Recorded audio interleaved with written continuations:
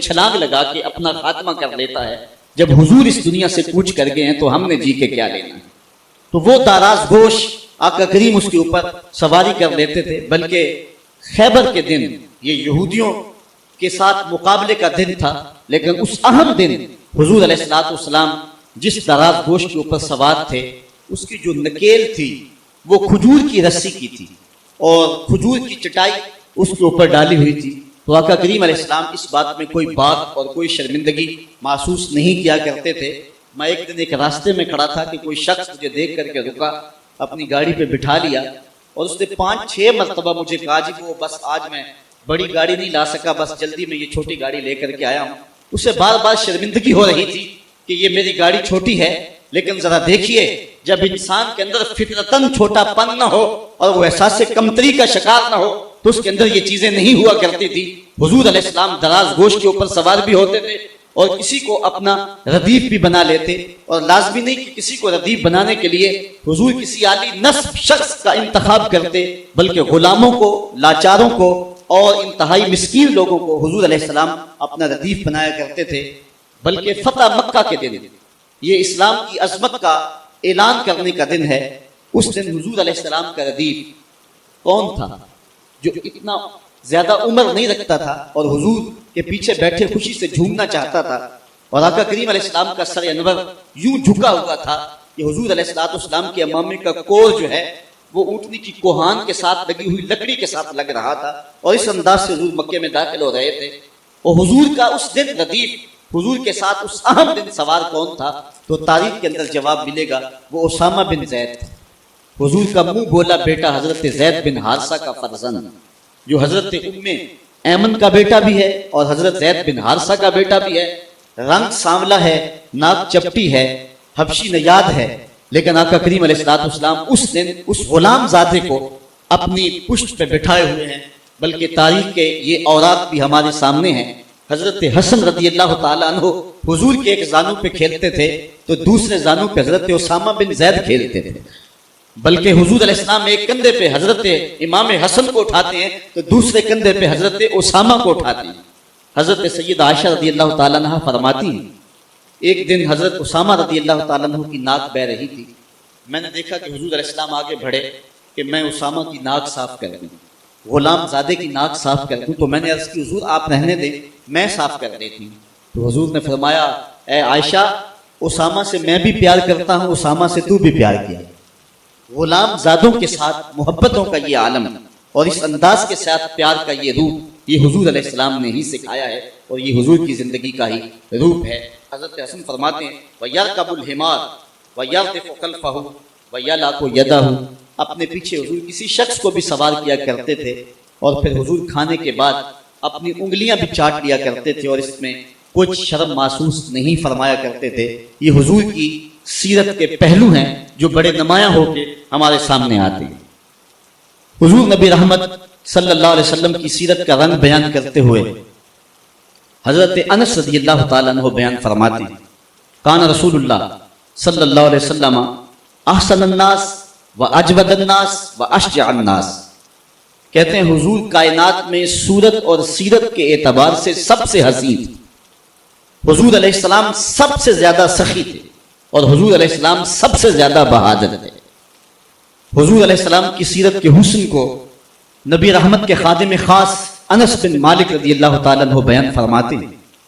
یہ بات ذہن میں رکھیں، یہ وہ صحابی ہیں جن کو 10 سال حضور کی خدمت کی سعادت نصیب ہوئی۔ 8 سال کی عمر تھی کہ جب حضور مدینے میں تشریف لائے تو حضرت ام سلیم جو حضرت انس کی والدہ ہیں حضور کی خدمت میں نے پیش کر کے حضور یہ بیٹا ہے، گھر کا کام کاج کیا کرے گا، ضرورت پڑے تو اس کو کہیں بھیج لیا کرنا، یہ آپ کی نوکری کیا کرے گا۔ 10 سال حضور مدینے میں گزارے تو حضرت انس نے 10 سال حضور کی نوکری کی۔ کہتے ہیں خدمت النبی صلی اللہ علیہ وسلم 10 سنین، میں نے پورے 10 سال حضور کی نوکری کی ہے۔ حضور علیہ السلام کی عادت کریمہ یہ تھی کہ 10 سال میں ایک بار بھی ایسا نہیں ہوا کہ حضور نے مجھے کبھی جھڑکا، اور کبھی یہ بھی نہیں ہوا کہ میں نے کوئی کام کیا ہو اور وہ کام درست نہ ہو، حضور کے مزاج کے خلاف ہو، تو آقا کریم نے کہا ہو کہ یہ کام کیوں کیا، اور کبھی حضور نے کسی کام کے کرنے کا کہا ہو اور میں نے نہ کیا ہو تو حضور نے کہا ہو کہ یہ کام تم نے جو ہے وہ کیوں نہیں کیا۔ حضور کبھی انس کہتے تھے، کبھی انیس کہتے تھے۔ حمزہ نامی ایک بوٹی تھی، حضرت انس کبھی پہاڑوں سے توڑ کے لاتے اور بچوں کو کھلا دیتے، تو حضور کبھی ابو حمزہ بھی کہہ دیتے، کبھی یا ذل اذنین، اے دو کانوں والے، یوں کہہ کے بھی پکارتے۔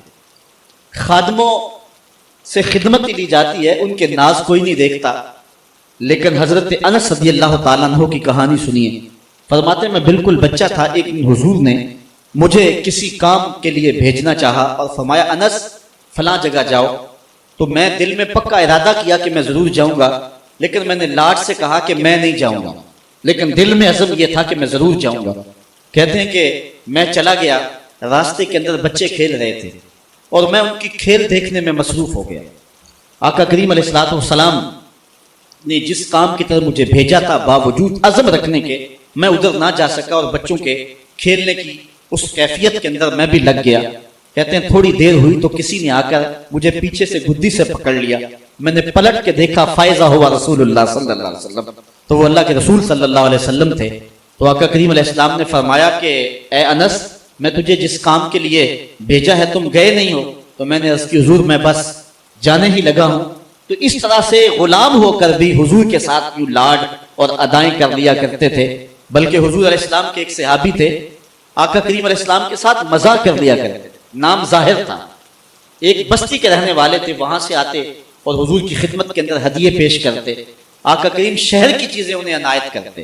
ایک دن وہ بازار میں گھاس بیچ رہے تھے، حضور پیچھے سے گئے چپکے سے اور جا کے حضور نے ان کی کولی بھرنا۔ کولی بھرنے کا مطلب یہ ہے کہ چپکے سے جا کر اس کو احساس دیے بغیر اس کی آنکھوں پہ ہاتھ رکھ لیا جائے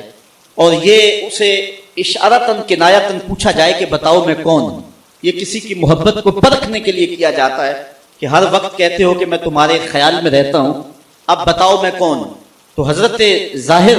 گھاس بیچ رہے تھے، حضور پیچھے سے گئے اور چپکے سے جا کے ان کی آنکھوں پہ ہاتھ رکھ لیا۔ اب حضور کے ہاتھ آنکھوں پہ آئے ہوں اور پتہ نہ چلے کس کے ہاتھ آئے، اللہ اکبر، لیکن حضرت ظاہر نہیں بولتے۔ میں کہتا ہوں انہوں نے کبھی بھی نہیں بولنا تھا۔ میاں صاحب نے کیا خوب کہا کہ سفنے دے وچ ماہی ملیا تے گل وچ پا لیاں باواں تے ڈر دی ماری اکھ نہ کھولا متا پھر وچھڑ نہ جا۔ بلکہ جب انہیں یقین ہو گیا کہ میرے حضور ہیں تو انہوں نے اپنی پشت پیچھے کر کے حضور کے سینے سے جوڑ کے رگڑنا شروع کر دیا۔ پھر حضور نے خود فرمایا کہ اس غلام کو کون خریدے گا؟ اس نے عرض کی حضور مجھے کس نے خریدنا، میں تو بہت سستا ہوں۔ فرمایا تو اللہ کے نزدیک بہت مہنگا ہے۔ اس طرح ایک اور صحابی کے بارے میں آتا ہے کہ وہ حضور سے مذاق کر لیا کرتا تھا، آقا کریم علیہ الصلوۃ والسلام کے لیے مختلف تحائف لا کے پیش کرتا، وہ گھی یا کوئی تیل یا بازار سے منڈی سے کوئی نیا پھل آتا تو خرید کے حضور کی خدمت میں پیش کر دیتے۔ آقا کریم اس تحفے کو قبول فرما لیتے، خود بھی کھاتے، صحابہ کو کھلاتے، اس کو دعا دیتے۔ 2-4 دن کے بعد جس سے سودا لیا ہوتا، ادھار لیا ہوتا، وہ پیسے مانگتا، بازو سے پکڑ کے حضور کی خدمت میں لے آتا، حضور یہ پرسوں ترسوں آپ نے وہ چیز نہیں کھائی تھی، وہ پھل نہیں استعمال فرمایا تھا، یہ اس کی قیمت مانگ رہا ہے۔ حضور فرماتے تو نے مجھے تحفہ نہیں دیا؟